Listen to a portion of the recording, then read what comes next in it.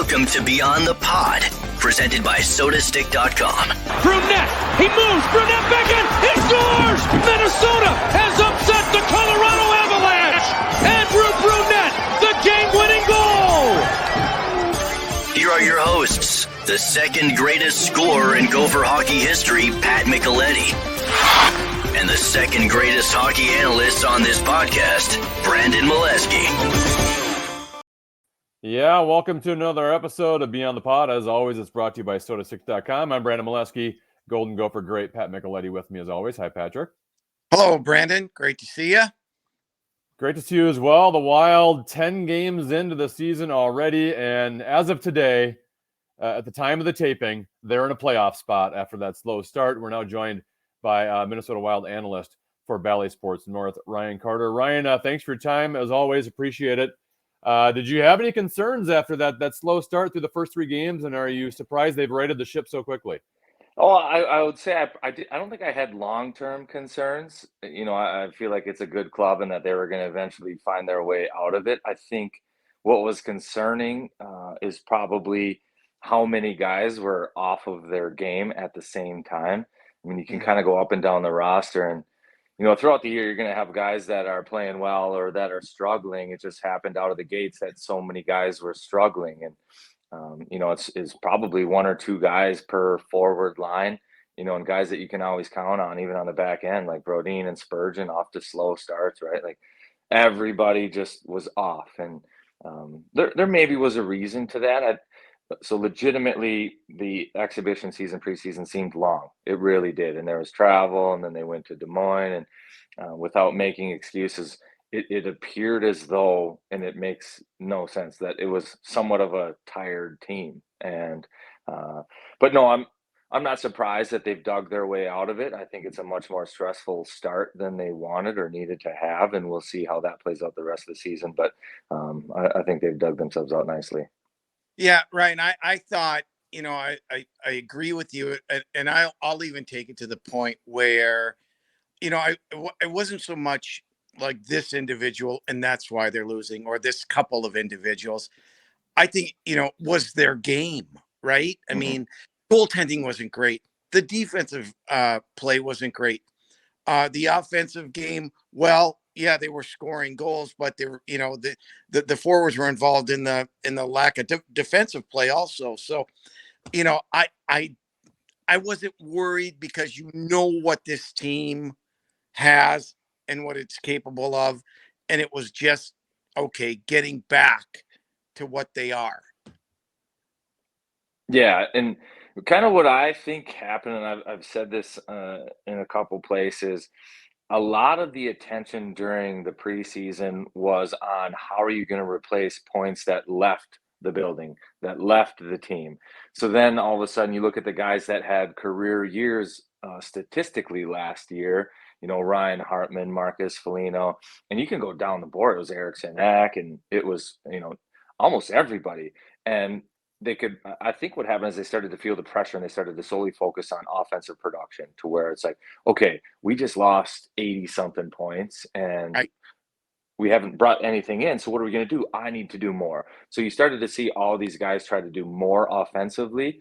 And then all of a sudden they left holes in their game on the defensive side of the puck. And they've had to get back to basics and say, all right, we're going to win this game from our house, which is right in front of their goaltender. Out, we can chill. And I think that's, you know, that was kind of the reset button they had to hit. Ryan, you mentioned a bunch of those guys at the career years, and some of them out of the lineup right now. And you know, Jordan Greenway looks like he's coming back, but Foligno out, Hartman out, Duhaime out after taking the hit against Montreal. These are all bigger physical guys on this team, and without them, they don't look as big of a team. And you saw Montreal kind of go after the Marco Rossi, you know, and Mason Shaw at the end of that game. Are you concerned if they have to go a stretch here without these bigger physical guys that they are able to play those style of teams? I think the concerning part is they started to get the ball rolling in the right direction with a certain style of play. And yes, they love to carry the puck across the blue line and make beautiful plays. But I think the identity of the club is in the offensive zone below the goal line. And the supplemental piece is on the rush. You start to lose some of these big, heavy guys, and you start to lose an identity piece. And pieces of your club, like that's their bread and butter. That's what they're good at. You look at Greenway, Foligno, Duhaime. They don't even want the puck in the neutral zone, right? Like they want it below the goal line. And so you lose this part of your game that is a foundational piece. So then you have guys like Rossi or Shaw or different players having to try to fill that void and do things that maybe they're not great at, where these big guys, that's what they're great at. And that's what you ask them to do. And now you're asking, different guys to do those things. So is it concerning? Yeah, I think a little bit. I don't think that the NHL is like it was 10 years ago, where you lose your big guys and the other team's sitting in their room licking their chops saying, let's run them through the wall. We're going to get them. They're never going to be able to respond. So I think those days are kind of behind us. But there still is going to have to be some pushback from guys that don't ordinarily push back. Hey, Karch, I want to talk about Matt Boldy a little bit because at the end of the season, or when Fiala was moved, and the big talker was, can Boldy do it without him? Can he be the leader of a line? What have you? I think the kid's been phenomenal. I mean, I think he's been phenomenal. We can talk about Kaprizov and Zuccarello and blah, blah, blah. But I think Matt Boldy has just been terrific for this team from game one. Your thoughts?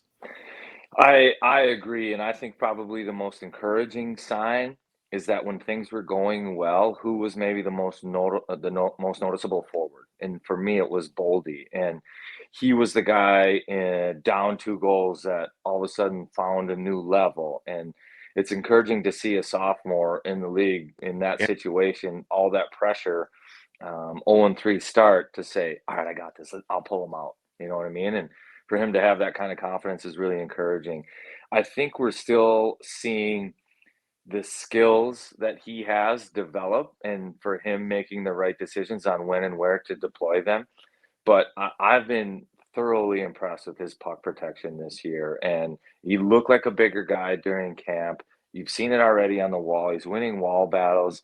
And we'll go back to, it was the Chicago game, I think, in OT. And he was out there. He had a guy in his back pocket, last man back in the defensive zone, possessing the puck. There was no panic in him. Like he was looking for his outlet. He knew he had that guy beaten.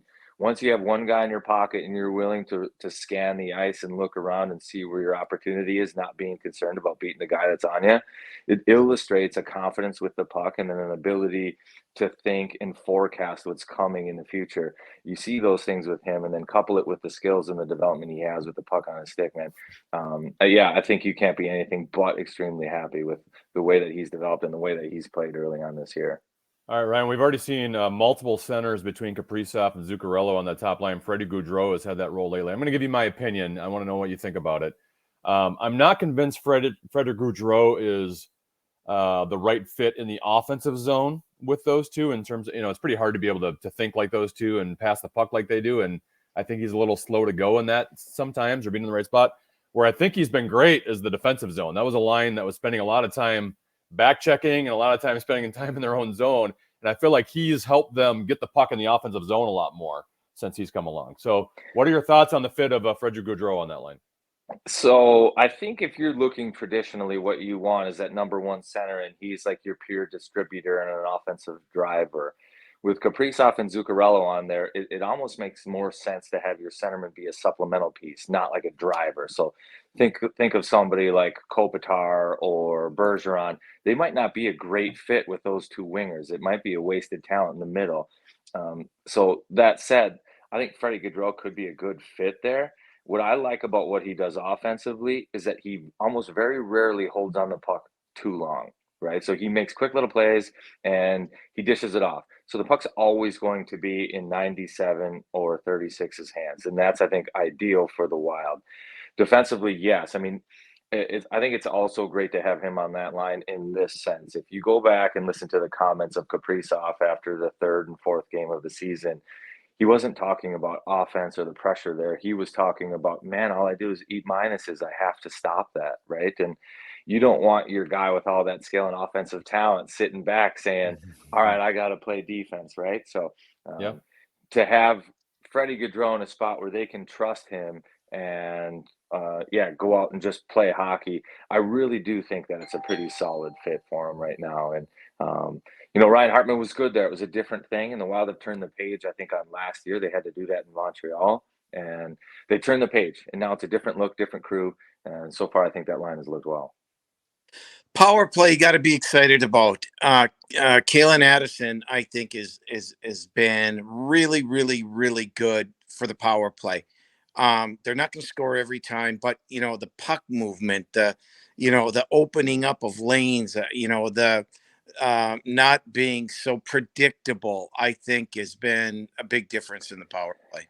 Yeah, the power play looks great. So I do think that it's improved some because Kevin Fiala is a different personality than Matt Boldy is. And if you look at the two personnel changes from last year to this year, it's Boldy and Kalen Addison. So Boldy helps with a lot of things in movement throughout the front four on the offensive side, but Kalen Addison, I think it's been impressive, and he's another one of those guys that's not afraid to walk the blue line. He's not afraid to make a turnover. You can see it. He doesn't make them. He's making the right reads. But then he also has the confidence to shoot. Like, and you can imagine how hard it would be to look off a guy like Kirill Kaprizov and say, I'm going to bring this one to the net, right? And Yeah. Kalen Addison's, he's not afraid to do that, and he will shoot. And I think another difference is when he shoots it, it's a heavy shot, right? Yeah. He shoots it like a man, and that makes a difference in the end. So right now, a lot of those things are clicking, and the kills. Now, as of late, the last handful of games, the power play has looked the part with possession. They haven't been able to cash in, really separate, and then have the team skate off to like somewhat of an easy win. The power plays possessed it, hasn't scored as much, but a lot of that possession too is Kalen Addison holding pucks, making sure he's doing the right things, making the right reads. They're not forcing plays.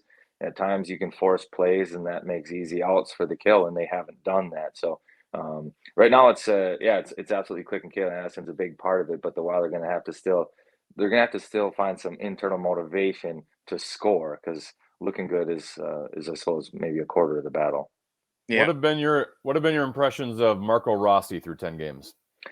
Okay, so let's go back, Marco Rossi, to his first training camp here, and I thought that the physical side of the game really caught up with him, and he needed time to figure it out.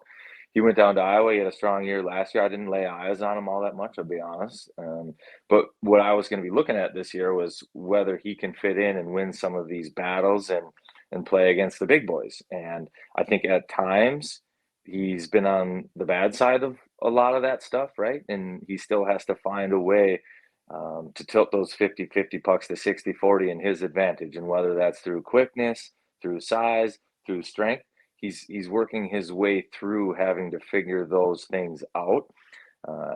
You see spurts where he's been great with lanes, and you can see that naturally he's a good distributor of the puck. And I think that the promise is there. He just has to, it's going to take time, I think, for him to really figure out his complete game. Yeah, I go back to Eriksson Ek. I mean, we had to wait. We had to wait for him to develop and to get the confidence, and and look at the player that he is today compared to where he was 4 or 5 years ago. Some teams have patience with players, some don't. The track record here is to give guys some time, and so I agree. I and we can't forget Rossi missed a whole year of hockey, and Right. it takes time. It takes time for a young player to get acclimated. Yeah, and it's coming. You see the Yeah, promise, and it's slight baptism by fire, right? Because the Wild, they need him in that spot, and because then you can go back and you can say the cap crunch and all these other things that he's our guy, and we need him to figure it out. And this is, he's got his own learning curve, but this is the one that we have to put him on. And he's in the NHL right now, and I think he's here to stay. And it's not that he's played poorly or that he's been a liability in any sense. I just think that there's more to his game, and it'll continue to get better. Let me ask you about another young guy with even smaller sample size than Marco Rossi. Mason Shaw, 2 goals in his last 2 games. He can skate. He's bringing energy. And sometimes, there was a game the other night where it seemed like he was the only one bringing energy. Maybe that was the Chicago game. How do you evaluate Mason Shaw? And obviously he's going to be here because of the injuries, but do you think he could be here long term? The message, yeah, I do think he could be here long term. And the message I think that Rossi is sending to the fans, but also the message he's sending to everybody in the locker room is, hey guys, we all have a job to do. We all have a role. And he went out and played his role. He was physical. He'd get 8 minutes a night. He'd be noticeable for his 1 or 2 shifts. And was it profound? Not necessarily early on. It just was noticeable.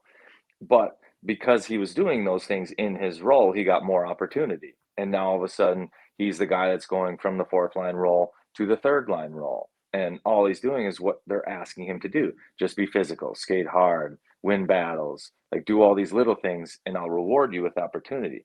Opportunity and having it being presented to you has always been a fundamental piece and motivator for the Everson crew and era. So it's reinforcement again that, guys, I don't care about points, stats, like what you think we care about. We care about winning games. And if you help me win games, you will play. Mason Shaw has helped this team win games. And that's a big endorsement for him. And I think he's earned every opportunity that he's gotten right now. And it's fun to see a guy that's battled through years of adversity, injury, and all those things get rewarded. So I think he's here to stay, and it passes the eye test for sure. Ryan, how was the attitude of the team after the slow start initially? Just, I mean, was it okay? We're going to get out of this thing, or what did you sense? I guess from the team after the first 3 games. Oh, well, I think it was a little bit of they were baffled. They didn't know. I think there was even a little bit of a leftover belief from last year that things are just going to start happening, that it's going to work out, and that it will come together for them. I think they got back to business and they started to figure out who they are again, and they're working. And I think they tried to rely on skill a little bit early on. So I think it's back to being in a good place. I think they put on a few extra miles getting to where they are right now than they needed to. That was something that didn't occur last year. Last year was the path of least resistance, and I think they had the ability to have guys sit down while injured for an extra game or two, and that paid dividends. You didn't have a Greenway situation where you're like, we need this guy back, we need to find his piece, and he goes out and first shift injures himself, right? Like that stuff didn't happen last year, but that pressure's there, and you're seeing those things come to fruition this year. So I think that there is a heightened sense of urgency all of a sudden because of the start. But I still believe that there's a lot of confidence in that room, and they're starting to figure out who they are, and if they play a certain way, that they're going to win more games than they're going to lose. So I think the ship has been righted, and where the water was pretty murky, it's getting clearer. Ryan, I'm going to ask you about a former teammate of yours. Hopefully this doesn't get awkward with you, but Matt Dumba, 6 years ago, he had a 50-point season. The following year, he had 12 goals before Christmas, was on a phenomenal pace, ends up getting that upper body injury. And offensively, he's never been the same since that moment. And like his game, he's a different player than he was 4 or 5 years. Just and he's more defensive. He doesn't jump up in the play. He's not getting the power play time. He used to be in that Ovechkin spot, taking those slap shots all the time. I don't know how well you know him on and off the ice, but how much did that injury have an impact on his career, and what do you think of his start so far here through the first 10 games? Yeah, so I think you can look at that injury and say that it changed the way he thought. And I've had similar situations. So where throughout my fighting career, if you look at all the fights I had, now this is gonna go off, but it'll make sense in a minute. Like early on, I fought a certain way, and then there was an injury, and you have children, and you're like, man, you know what? Like, I don't care if I beat the wheels off this guy. I'm not gonna turn into mush face, mush brain. I can tie up, I can do certain things to where this isn't gonna be you're going toe to toe with the guy. To all of a sudden, again, in the end, it was like, all right, man, you know what? I actually do have kids, and I can't keep eating all these punches. I'm gonna start giving them. It's better to have a beat up hand than a beat up face or a beat up head, right? So mentally, things like change over the course of time and how you approach them. I think that injury changed the way that Matt approached the game and the physical side of it. And he started to find it and he ramps up because all those things that he does, they go together. It's like the Matt Dumba ecosystem. And when he's physical and he's jumping into play, he's effective, and it helps the club, and he's an emotional piece for him. You get away from that, and you start to see a different version of Matt. So I see it kind of coming full circle now, where he's starting to have to ramp back up and say, like, all right, man, you know what? I got to get back to leading this blue line and shots on goal. I got to get back to stepping up in the middle of the ice and making hits. And I do think that there are some psychological things that he's battling, and he's a good teammate, like not being on the power play, like losing that opportunity to Kalen Addison, to Jared Spurgeon, trying to find identity, trying to find a way to help the team. Like, okay, so now I'm going to be a shutdown D man. I'm going to try that, and it hasn't worked the way that he probably has wanted it to, right? So I think he's working his way through some of that stuff. But if he's a big podcast listener and listens to this one, I would say to him, like, get back to what you're good at, man. You're good at shooting the puck, and you're good at being physical, and trust your teammates that they're going to be there for you, and be who you are, because when you are that, you're as good as you can be, and you're a very effective player. All right, Ryan, you opened it up, so I'm going to bring it up. I know watching your career, you were not afraid of anybody. But if there was one guy that you fought that you thought, man, I don't know if I want to fight this guy, but I'm gonna, who would that have been? Just one, Pat? Yeah, just one, exactly. I didn't say that, Karts. Hey, actually, you know who it is. He's no longer with us. Rest in peace. And it was Rick Rippon. So, Rick Rippon wasn't the biggest guy. Yeah. But like, if you ever watched his stuff, he was like a boxer and smart, and he like could dismantle you, like through technique and all sorts of other things. So he was like a scary one because you couldn't predict what he was going to do and how it was going to go. I remember I fought him when I was with the Wild against Vancouver, and he popped me the left right off the bat, and then it was boom, boom, boom, and I was like, what just happened? I was in the box bleeding before I knew that the fight even started, right? So he was pound for pound probably the toughest, smartest, and best fighter that I had to stand out there against. All right, follow-up question now, final question, because I gotta continue with the fighting theme here. Did you work on fighting like off the ice? I would imagine that's a hard thing to like practice, right? Because you can't just practice taking punches to the face and having a stiff jaw. Like and you also have to work on your hockey game. Like how much of fighting did you practice, and how did you practice it? So I didn't, and I would say that that's probably somewhat of a regret. Because pride gets in the way, right? Like practicing fighting kind of is admitting that you need a little help there. And I was naive in that sense. I should have practiced that a ton. And what you can practice is where you hold, strategy. Like if you get a hold of somebody's jersey right on their bicep, they can't get you. They're not going to punch you. They just can't get all the way to your face. And being smart and tie-ups and how to get your hands free and leverage and certain things like that, you can practice all that stuff on the ice. And you could also sit with somebody that knows punching and learn how to punch appropriately. I think there are times where I hit guys and I hit them as hard as I could, but I just didn't punch the right way, and it didn't have the effect that it should have had, right? So I didn't practice at all, and I honestly really should have. But yeah. Ryan, thank you so much for your time. Really appreciate it. We'll talk to you moving forward. All right. Thanks, guys. Have a good one. Ryan Carter from Valley Sports North, the analyst for the Minnesota Wild. Pat, we'll get back to you in a second, but first I want to tell our listeners and our viewers about our sponsor, SodaStick.com. Go to SodaStick.com to get your original Minnesota sports-inspired goods. If you haven't seen the stuff yet, you got to check it out. They've recently released their Fighting Saints hats. I think I just saw that they have a Moose Crossing t-shirt that they are partnering with the Minnesota Wild on. All of their apparel screen printed here in Minnesota on super soft, super comfy shirts, and you will love it. So we're going to hook you up with 15% off your next order. Use the code KFAN for 15% off. That is SodaStick.com. Original Minnesota sports-inspired goods. Use the code KFAN for 15% off. Pat, I want to move along to some college hockey. I'm going to go through a bunch of series this weekend. I want you to tell me your impressions. I think the big one would be St. Cloud State at Denver, two of the top 5 teams in the country. St. Cloud State was number 2 up until last weekend, but they've had a good start to the year.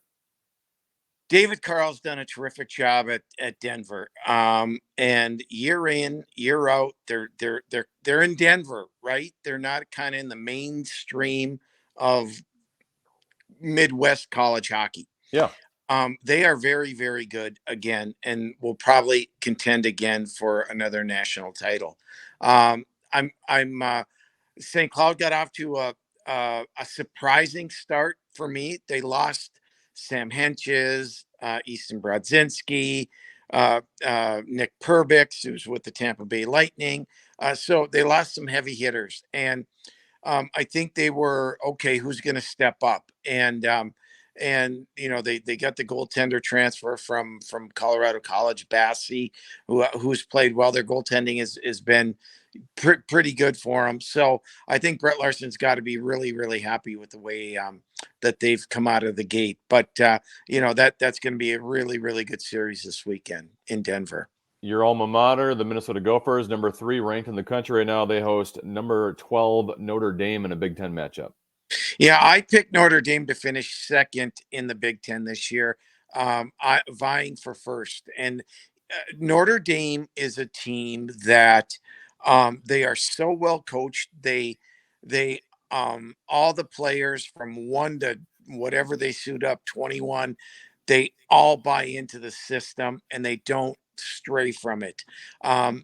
They have a lot of really, really good players that at times you're thinking, why won't he unleash them a little bit? But they play a really, really good system. They're a tough out.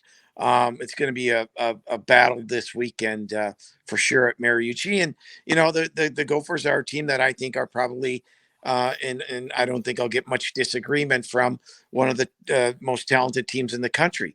That being said, they're awfully young, and when you're young like that, and you don't know the rigors of college hockey every weekend, and having to play both Friday and Saturday night, you're going to have your ups and downs. And I think Minnesota, will probably have some ups and downs until they get to mid-January, where I think it'll click in a little bit. But they're awfully good. Minnesota State Mankato, the number 6 team in the country at my alma mater, the University of St. Thomas. The Tommies in their second year at Division I. Couple wins under their belt against Ferris State and Alaska Fairbanks, and a little more competitive than they were last year, at least in terms of margin of defeat, not as big as it was last year. But the Tommies hosting Minnesota State Mankato.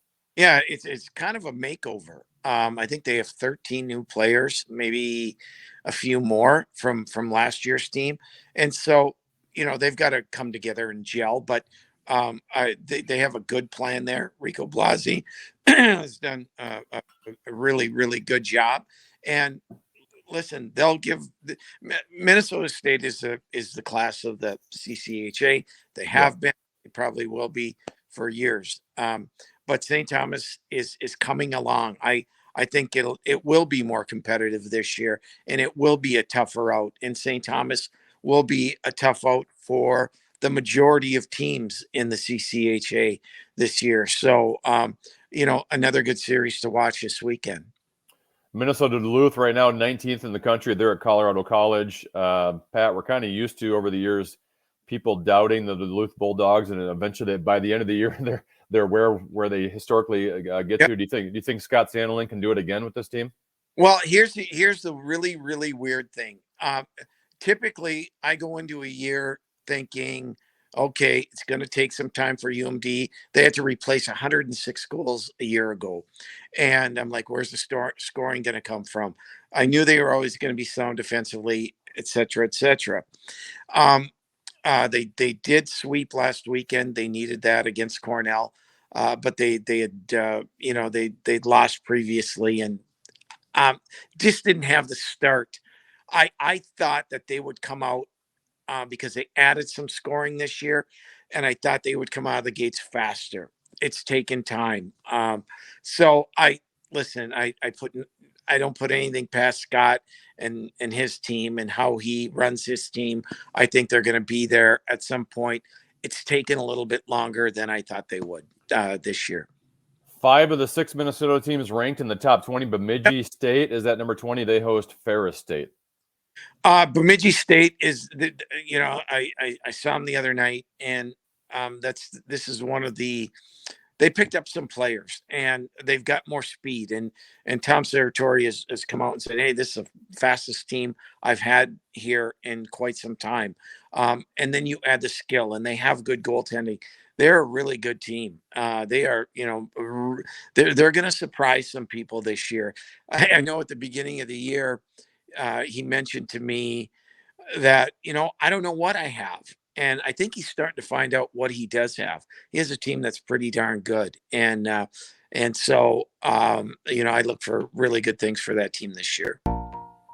As always, we end every Beyond the Pod with some stick taps. I can go first today, Patrick. I'm going to give my stick tap to Minnesota Wild goaltender Marc-Andre Fleury. He gave up 11 goals in the first 4 periods of the season. His goals against average, his save percentage were at an all-time low, and he's responded pretty darn well. Now, defensively, they've gotten better in front of him, but last week on Monday, he was named 3rd star of the week in the National Hockey League, and then he responded after that with giving up just 1 goal on 35 shots against Montreal on Tuesday night. So with all the injuries they have with Hartman, Foligno, Greenway, Duhaime, you need your big stars to step up. I think Kaprizov and Zuccarello have, Boldy has, and Marc-Andre Fleury definitely has.